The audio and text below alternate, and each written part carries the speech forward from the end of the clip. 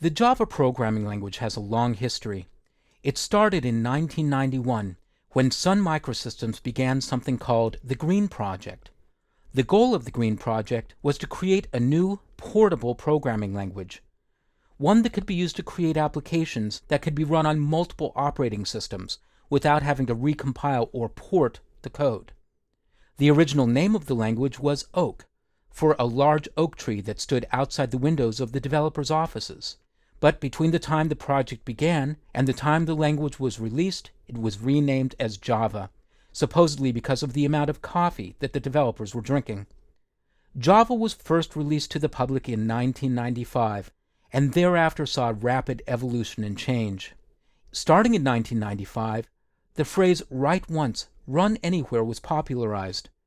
Again, the goal of Java was that you'd be able to write a program, you'd be able to compile it once, and then run it on Unix, on Windows, on Mac, and other operating systems for which there was a Java virtual machine.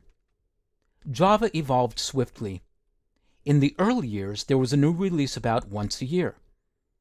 In 1996, Sun released the first complete Java Developers Kit, or JDK, supporting a broad range of application development tasks. Version 1.1 the following year saw improvements to the object-oriented nature of Java with inner classes and JavaBeans, the JDBC API for talking to databases, RMI, or Remote Method Invocation, for distributed systems, and Reflection for improving the dynamic capabilities of the language. In 1998, Java was rebranded as J2SE, or Java 2 Standard Edition. The Standard Edition distinguished it from Enterprise Edition, which was the framework for building large-scale web applications.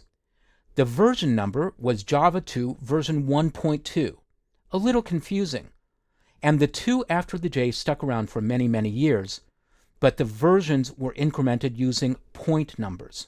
Java 2 SE 1.2 included the Swing graphical API for building desktop applications, the Collections framework for managing multiple data elements, and new tools including the just-in-time compiler and the Java plugin, which standardized the version of Java across web browsers.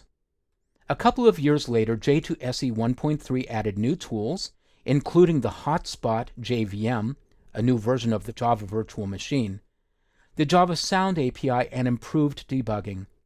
In 2002, version 1.4 added new tools in the language, and then in 2004, a major new release came out, J2SE 5.0. This version was known both as 1.5 and 5.0, but subsequent new releases would just use the major numbers, so it would become 5, 6, 7, and so on. J2SE 5 was a major new change for the language. A new feature called generics was implemented that let you strongly data type collection elements. Enumerations, variable arguments, and looping with for each were all improved. And in terms of language syntax, this was really the last major change to the language. Everything since then has been nibbling around the edges. In 2006, Java 6 came out. It improved performance for database connectivity, improved graphical programming, and added other small features to the language. And then the pace of change slowed. From 2006 to 2010, Sun Microsystems released occasional maintenance releases to the language. So you'd have Java 6 maintenance release 10, 11, 12, and so on.